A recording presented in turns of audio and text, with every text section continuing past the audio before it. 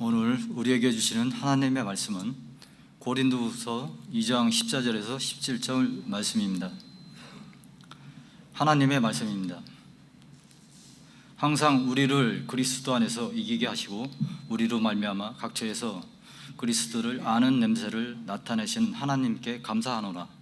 우리는 구원받는 자들에게나 망하는 자들에게나 하나님 앞에서 그리스도의 향기니 이 사람에게는 사망으로부터 사망에 이르는 냄새요 저 사람에게는 생명으로부터 생명에 이르는 냄새라. 누가 이 일을 감당하리요? 우리는 수많은 사람들처럼 하나님의 말씀을 혼잡하게 하지 아니하고 곧 순전함으로 하나님께 받은 것 같이 하나님 앞에서와 그리스도 안에서 말하노라. 아멘. 믿음의 오감을 깨우다 오늘 네 번째 시간입니다. 첫 번째 시간에 청각이었죠. 우리가 듣는 것이었고요. 그리고 시각, 보는 것입니다. 그리고 지난 주일에는 미각, 맛보는 것이었고 오늘은 후각입니다. 냄새 맡는 것입니다. 누구나 잊지 못하는 냄새가 있습니다. 한국 사람들에게는 좀 독특한 그런 냄새들이 몇 가지가 있습니다. 그 중에 하나가 할머니 냄새라는 게 있습니다. 할머니 냄새. 이 할머니 냄새를 보여주는 그런 영화가 하나 있었습니다. 그게 뭐냐면 미나리입니다. 미나리는 할머니 냄새에 대한 추억을 보여주는 그런 영화입니다. 어떤 한 가정이 미국으로 이민을 갑니다. 아빠는 농장을 가꾸느라 바빠요. 그리고 엄마는 이민 생활에 지쳤습니다. 그리고 둘째 아이, 남자아이는 심장병으로 아픕니다. 그리고 이 이민 가정이 너무 힘들다는 소식을 듣고 그 외할머니, 순자 외할머니가 아이들을 찾아서 미국으로 갑니다. 그런데 손주가 할머니를 보자마자 하는 말이 있습니다. 할머니 냄새나. 할머니 냄새나. 할머니한테 한국 냄새나. 그런 얘기를 하는 거예요. 아이가 이제 할머니의 가방을 보니까 가방에 그런 게 들어있습니다. 고춧가루, 멸치, 한약, 미나리씨 이런 게 들어있습니다. 그러니까 한국의 냄새죠. 그러니까 할머니 냄새는 억척스럽게 인생을 사랑하며 희생하며 살아온 엄마의 냄새입니다. 또 할머니의 냄새는 보고 싶고 그리운 고향의 냄새입니다. 우리 모두에게 그런 냄새가 있죠. 우리의 오감 중에 가장 기억에 오래 남는 것이 바로 후각입니다. 냄새입니다. 눈으로 본 것, 귀로 들은 것 언젠가 잊어버려요. 그런데 냄새는 그렇지 않습니다. 이 냄새로 들어온 정보는 다른 감각으로 들어온 정보보다 5배나 오래 간다고 합니다. 훨씬 더 기억에 오래 남습니다. 그렇다면 그리스도인은 세상에 어떤 냄새를 드러내야 할 것인가? 우리 그리스도인들은 어떤 향기를 남겨야 하는가? 오늘 본문은 그것을 우리에게 보여줍니다. 12절과 13절 말씀에 이렇게 기록합니다. 내가 그리스도의 복음을 위하여 드로아의 이름에 주 안에서 문이 내게 열렸으되 내가 내 형제 디도를 만나지 못하므로 내 심령이 편하지 못하여 그들을 작별하고 마게도냐로 갔노라. 이 고린도 후서는 고린도 교회에 보내는 바울의 편지죠. 바울의 편지입니다. 고린도 교회에는 많은 문제가 있었습니다. 성도들끼리 편을 갈라서 싸웁니다. 또 우상에게 바친 제물 이거 먹을 수 있냐 먹을 수 없냐 이렇게 목소리를 높입니다. 교회 안에서 해결해야 되는 문제를 세상 법정까지 가지고 가요. 그런 교회가 바로 고린도 교회였습니다. 세상의 빛과 소금이 되어야 할 교회가 빛도 잃고 맛도 잃어버립니다. 교회 안에 세상 냄새, 사람 냄새가 가득합니다. 정말 악취가 풍기는 그런 교회였습니다. 바울이 걱정이 많았죠. 그런 소문들이 잠잠할 날이 없었습니다. 그런 문제뿐 아니라 바울에 대해서 모함하고 바울의 사도권을 부인하는 사람들이 있었습니다. 그래서 바울이 고린도 교회를 찾아갑니다. 그런데 상처만 받고 다시 돌아오게 됩니다. 바울이 눈물의 편지를 써서 디도 편에 보냅니다. 고린도 교회에 그 편지를 발송하죠. 당시에는 편지밖에 연락할 방법이 없었기 때문에 디도가 다시 편지를 회신하기를 간절하게 기다렸습니다. 그런데 디도에게 회신을 받지 못해요. 걱정이 날로 커져만 갑니다. 그런데 14절에 이렇게 기록합니다. 14절 말씀 같이 읽어봅니다. 항상 우리를 그리스도 안에서 이기게 하시고 그리스도를 아는 냄새를 나타내시는 하나님께 감사하노라. 바울의 감사는 그리스도를 아는 냄새 때문이었어요. 그리스도를 아는 냄새. 오늘 본문을 보면 첫째로 우리는 이걸 알게 됩니다. 내가 사랑하는 것이 나의 냄새가 된다는 겁니다. 내가 사랑하는 게 내 냄새가 된다는 거예요. 여기 14절에 보면 갑자기 분위기가 바뀝니다. 12절과 13절에는 걱정과 근심이 많았습니다. 그런데 14절에 갑자기 기분 좋은, 그리고 하나님께 드리는 감사로 분위기가 바뀌어요. 마게도냐에서 드디어 디도를 만납니다. 드디어 디도의 회신을 봅니다. 그리고 고린도 교회 성도들이 회개하고 마음을 돌이켰다는 소식을 듣게 돼요. 고린도 교회 성도들의 그런 기쁜 소식을 듣게 됩니다. 바울은 디도의 말을 듣고 큰 위로를 받게 됩니다. 마음이 너무나 기쁩니다. 그리스도를 아는 냄새를 나타내시는 하나님께 감사하노라. 하나님께 감사하노라. 여기서 냄새라는 말이 있죠. 이 냄새라는 말은 구약시대 성막에서 제사를 드릴 때 번제로 태워드리던 그 냄새를 말합니다. 그 향을 말합니다. 향기로운 냄새입니다. 그리고 그리스도를 아는 냄새를 나타내시는 이라는 말이 있습니다. 여기서 나타낸다라는 말은 냄새만 나타나지 않습니다. 향을 올려드리면 연기가 나죠. 바로 그 연기를 말합니다. 연기가 나타납니다. 그것처럼 제단 위에 피어오르는 연기처럼 향은 보이지 않지만 연기처럼 모든 향은 다 결국 드러나게 되어 있다. 모든 사람이 볼 수 있도록 드러난다는 것이죠. 고린도 교회에 악취가 났습니다. 사람 냄새가 나고 세상 냄새가 났습니다. 바울은 그것을 걱정했습니다. 하지만 그들이 주님께 회개하자, 마음을 돌이키자 그리스도를 아는 냄새가 났습니다. 그리스도를 아는 냄새. 예수의 향기가 납니다. 여러분, 냄새는 감출 수 없습니다. 그리고 드러나게 되어 있습니다. 내가 진짜 사랑하는 것, 내가 정말 관심이 있는 것, 내가 진짜 좋아하는 건 반드시 드러나게 되어 있죠. 맛은 좋은데 냄새가 지독한 과일이 있습니다. 여러분 뭔지 아십니까? 과일의 왕이라고 불리는 두리안이에요. 두리안이라는 과일 여러분 드셔보셨죠? 냄새가 지독합니다. 싱가포르에서는 이 두리안을 가지고 대중교통을 탈 수 없습니다. 대중교통을 타면 벌금을 내야 돼요. 법으로 금지되어 있습니다. 이용하다가 대중교통을 두리안을 가지고 탔다가 발각되면 최대 50만 원의 벌금을 내야 한다고 합니다.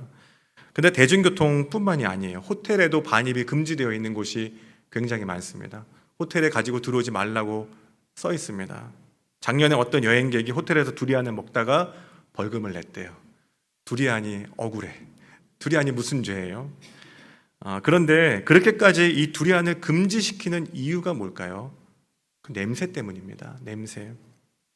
냄새가 쉽게 사라지지 않습니다.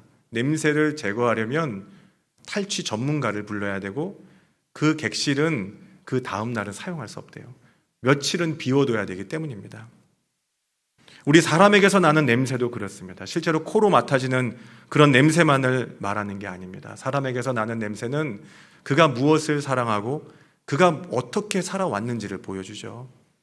사람은 내가 사랑하고 관심 있는 것에 시간을 씁니다. 또 돈을 씁니다. 마음과 에너지를 쏟아 놓습니다. 그러면 그 대상의 성질이 내 인격과 삶에 배어나오게 되어 있습니다. 내가 가까이 하는 것이 내 냄새가 돼요. 내가 관심 있는 것이 내 냄새가 됩니다. 그리스도를 사랑하면 그리스도의 냄새가 되고 세상을 사랑하면 세상의 냄새가 됩니다. 2021년 퓨 리서치에서 우리나라를 포함한 세계 17개국에 질문을 했다 그러죠. 삶의 의미가 무엇입니까? 이걸 물어봤습니다. 그때 14개 나라에서 17개 중에 14개 나라에서 삶의 의미는 가족입니다 라고 대답했습니다. 그리고 2위는 내 직업이다라고 대답했어요. 우리나라는 뭐라고 대답했을까요? 삶의 의미는 돈이다라고 대답했어요. 우리나라만 유일하게 돈이다라고 대답했습니다. 여러분, 우리 그리스도인들에게서 나야 하는 냄새를 생각해 보게 됩니다. 우리에게서 십자가 모혈, 십자가 은혜, 십자가 대속의 사랑을 드러내야 하는데 우리에게서 혹시 돈 냄새만 나는 건 아닐까? 성령의 열매, 인격의 열매, 복음의 열매를 맺어야 하는 우리에게 성공의 열매만 찾고 있는 건 아닐까? 하나님 나라가 이 땅에 이루어지기를 간절히 구해야 되는 우리가 그냥 이 땅에 있는 동안 이 땅의 열매만 찾고 있는 건 아닐까? 그런 생각을 해보게 됩니다. 요한복음 12장에 보면 한 여인의 이야기가 있죠. 마르다와 그리고 나사로의 여동생 마리아입니다. 요한복음 12장 3절 말씀 우리 같이 읽어봅니다. 마리아는 지극히 비싼 향유 곧 순전한 나드 한 근을 가져다가 예수의 발에 붓고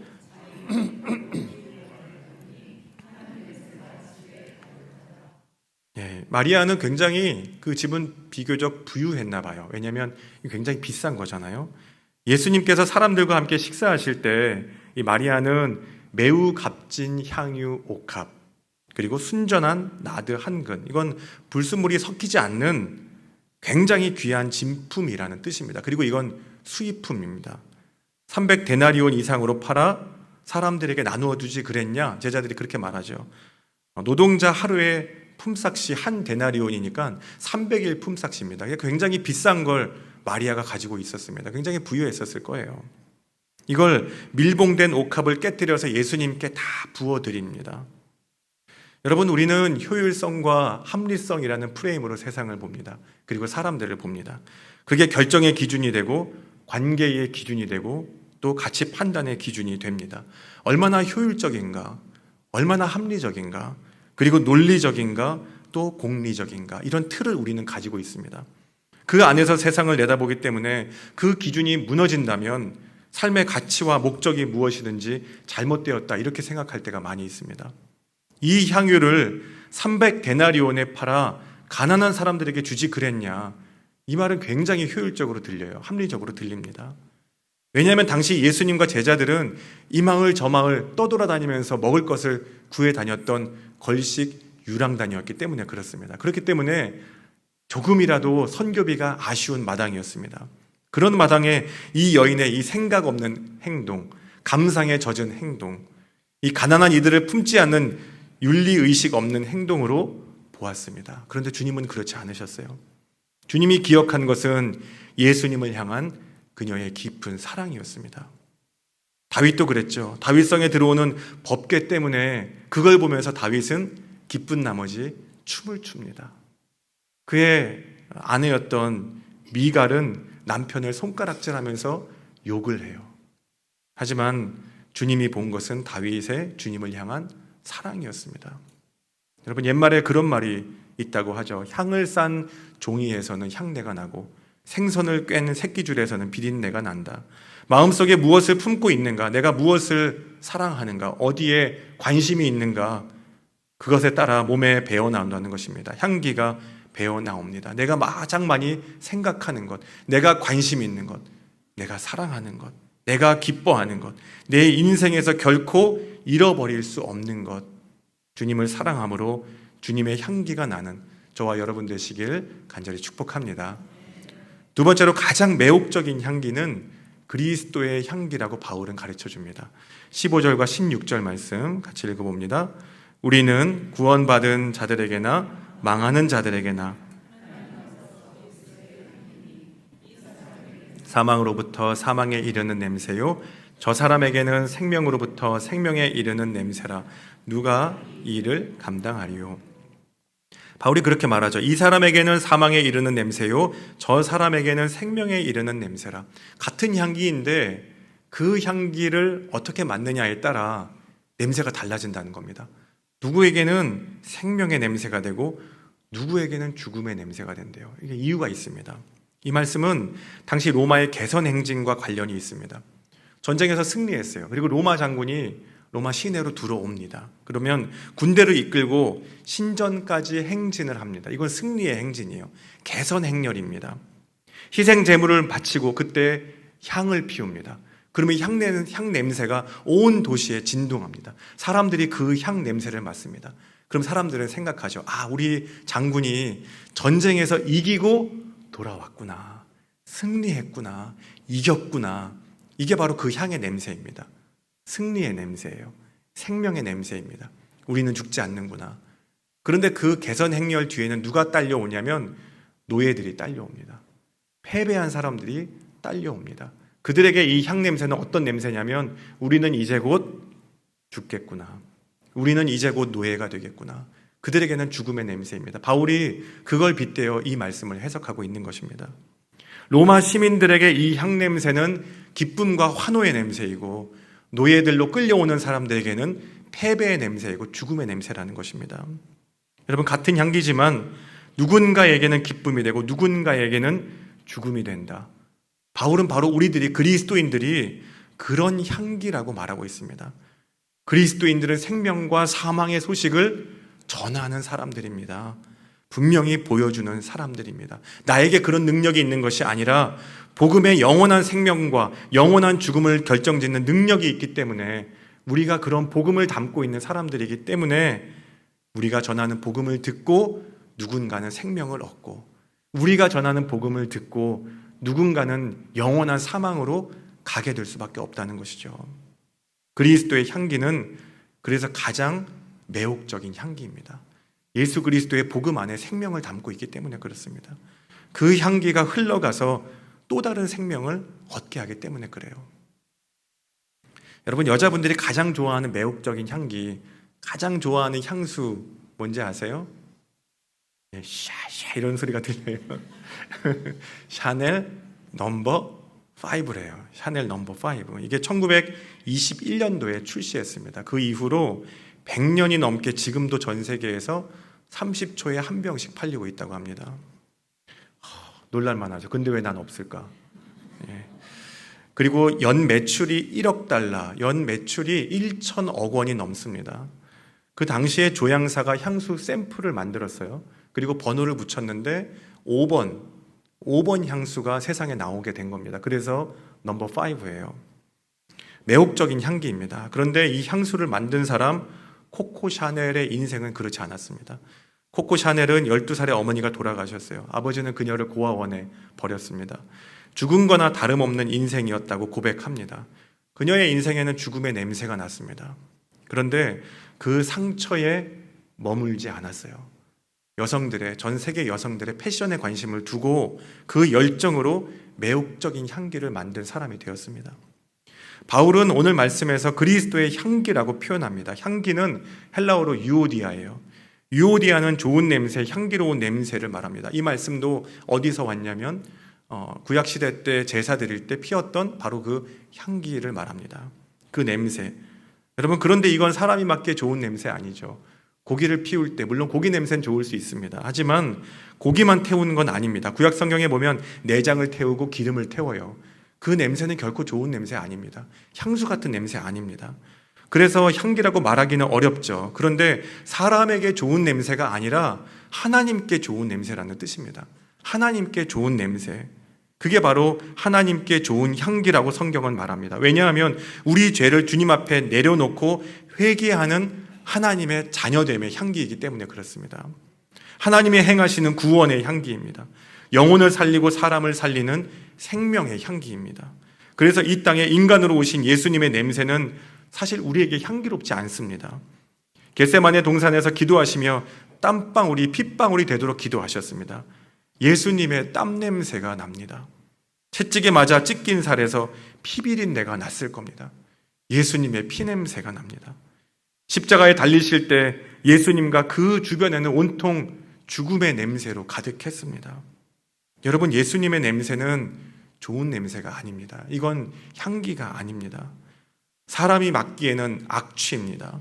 그런데 주님의 상처에서 난 그 냄새, 그 냄새는 영혼을 살리는 생명의 냄새가 되었습니다.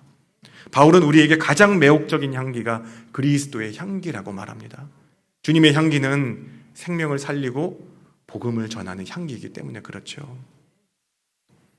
몇 사람들의 이야기를 해드리겠습니다. 1858년 보스턴의 한 교회 주일학교 교사였던 에드워드 킴볼이라는 사람이 있습니다. 이 에드워드 킴볼이라는 사람이 자기 반 학생이 구두 가게에서 일하는 걸 알게 되었습니다. 그리고 그를 찾아가요. 그 학생을 찾아가서 복음을 전하고 그 학생을 돌봅니다. 그 학생 이름이 드와이트 무디였습니다. 여러분, 드와이트 무디 아시죠? 역사상 가장 위대한 전도자 드와이트 무디가 되었습니다. 교회 선생님께 복음을 전해 듣고 역사상 가장 위대한 전도자가 됩니다. 그리고 무디는 나중에 말씀을 전할 때 그의 설교를 듣고 프레드릭 마이어라는 목사님은 복음의 열정을 회복합니다.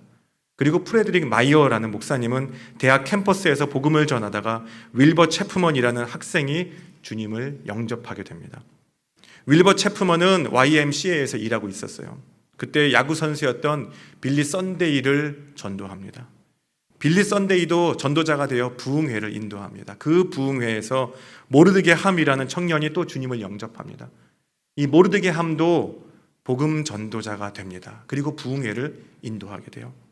그리고 그 부흥회에서 어떤 청년이 복음을 전해 듣고 자기 인생을 주님을 위해 바칩니다. 그 사람이 빌리 그레이엄 목사님입니다. 학교 교사였던 에드워드 킴볼이라는 분에서 시작해서 드와이트 무디라는 복음 전도자가 나오고, 그리고 드와이트 무디에서 빌리 그레이엄까지 또 다른 복음 전도자까지 예수 그리스도의 향기가 이어집니다. 여러분, 생명의 향기는 생명을 낳습니다. 생명의 향기는 또다시 향기가 되어 전해지게 됩니다. 이것이 예수 그리스도의 향기의 능력인 줄 믿습니다. 주님의 향기는 우리를 죽음에서 생명으로 옮겼습니다.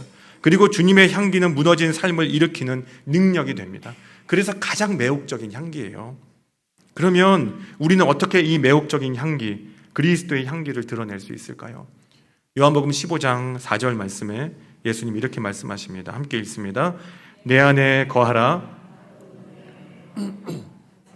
포도나무에 붙어 있지 아니하면 스스로 열매를 맺을 수 없음 같이 너희도 내 안에 있지 아니하면 그러하리라. 예수님 안에, 그리스도 안에, 이 안에라는 말은 신약 성경에 164번 기록되어 있습니다. 굉장히 자주 기록되어 있죠. 가지에 열매가 달리는 것 같지만 가지는 스스로 열매를 맺을 수 없습니다. 가지는 나무에 붙어 있어야 돼요. 가지는 예수님께 붙어 있어야 됩니다.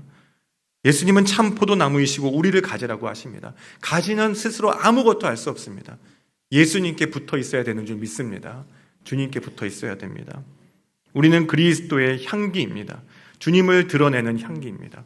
반복해서 사용하시는 말씀은 거하다입니다. 이건 헬라어로 메노입니다. 이 메노라는 말은 머무르다, 살다입니다. 그러니까 주님의 향기가 되는 것은 내 안에 계시는 주님과 교제하고 주님을 닮아가는 것. 주님의 향기가 되는 건 내 안에 계시는 주님과 교제하고 주님과 끊임없이 닮아가는 것.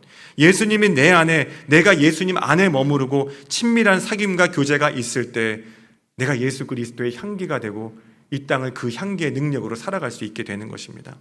여러분, 그럼 우리는 주님을 닮아가게 돼요. 정말 주님의 향기가 납니다.